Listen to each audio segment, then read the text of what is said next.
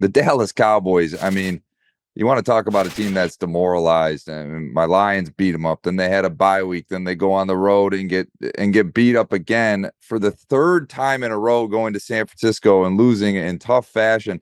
And then it bleeds over into this situation with the Trevon Diggs and a reporter. He says to the reporter after, I guess he questions his lack of effort against covering George Kittle, "You don't know football. You can't do nothing that I can do. You can't go out there and do nothing. Stay in your lane, buddy." Richard, you've been on a lot of teams. You've been on a lot of successful teams. I don't know how many down years you've necessarily had in this league, but I'm sure you've been on a losing streak in your professional career, and emotions can get the best of people. But what do you think's going through Diggs' head right now? I mean, how chaotic is this Dallas Cowboys team, do you believe? Well, he's frustrated. It's not fun. He's a competitor. He wants to win. And you heard him on Michael Parsons' podcast. He explained, I was frustrated. I went in the locker room. Everybody has access to phones and social media. I guess the guy had posted something and he saw it in real time and had just walked past the guy and said, hey, like, what are we doing? And you run into these situations sometimes, and I don't think the public understands. You got guys like Grant Kahn out in San Francisco, just a guy that's an antagonist, always just saying spiteful, ridiculous stuff to trigger a reaction or to trigger a headline or to get attention. Things that are incendiary, and disrespectful at times to players. And so, when you get to confront those guys, I think you saw Javon Kinlaw confront him. I think Javarius Ward just tweeted at him or something, because people are like, oh, he's just governing the team. Like, no, some of these reporters cover the team in a very disrespectful way to grown men. There's a way to cover the team and say, hey, guy had a bad play, guy had a bad play. Guy missed the tackle, guy missed the tackle. Hey, the team's not playing well. Guys have been criticized their entire lives and are held accountable each and every meeting. They got to watch film in front of the whole team and be told, hey, you didn't do a good enough job here. We need better out of you. This is what you got to do. We go out and practice. You work on it. These are pros. That's how they got here. So sometimes I don't think players mind the criticism because it comes with the job, but it's the tone sometimes. It's, guys saying you're lazy or you've given up or, something that isn't true and they're reading into plays. And you say, if it comes from a guy who did it and played, a guy who tackled, to say, oh, man, I think he's not showing effort on this play. I got to go back and look at the play because I haven't seen it, but like it's tough out there. It's tough to make tackles as a corner. It's tough to run full speed and a guy's making move and you got to figure out which way he's going, which way he's going to cut so you don't make the wrong decision. You got to track him a certain way. And maybe that wasn't Trevon Diggs' best play.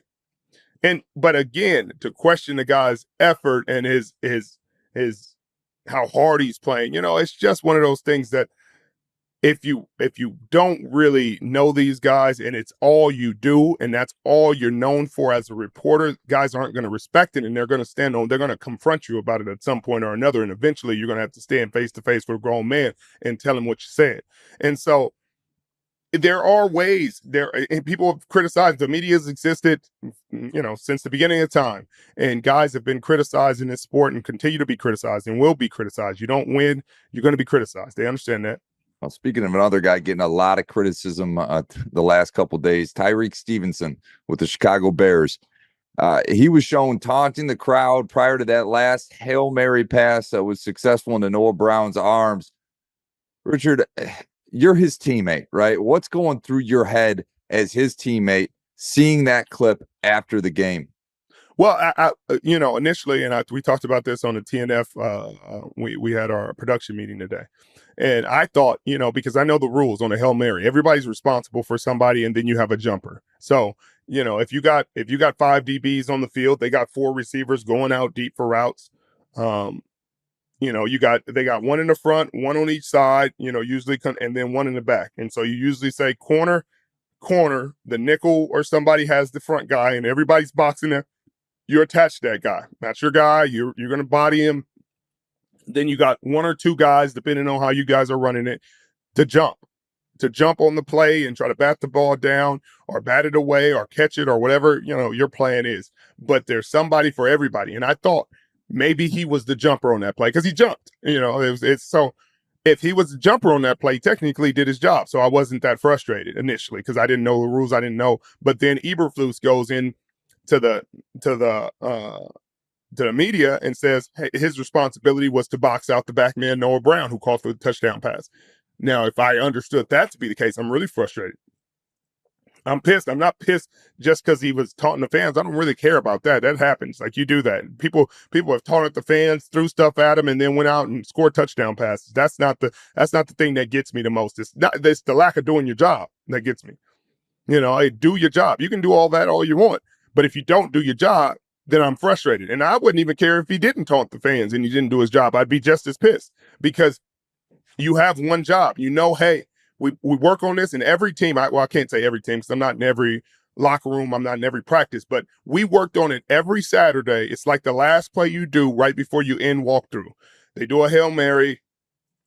Everybody gets to their spots. You joke around, yada, yada, yada. You act like it's a nothing play, but eventually you get deep in the end zone. You actually going to let the offense catch it because, that's just how practice works. But everybody gets attached to their man. You know where you're supposed to be. You play the play out. They catch it. Cool. Practice is over. Go back to the hotel. Time for a game next day. But I'm frustrated if I'm his teammate because you can't not do your job.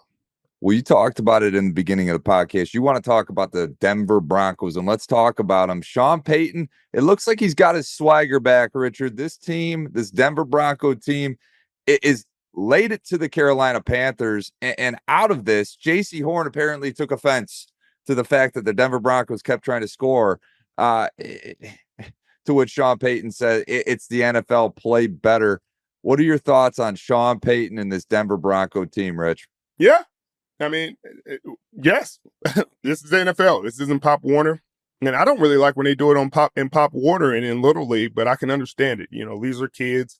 They're not professional athletes. They're not getting paid to do this job. There's no point in running up the score. You could have more advanced kids than the other team, and they could have just beginners, guys first year playing football, and you're scoring 60 points. That's not good for them. That's not good for anybody, and that's not good for the game. But the National Football League, you're pros.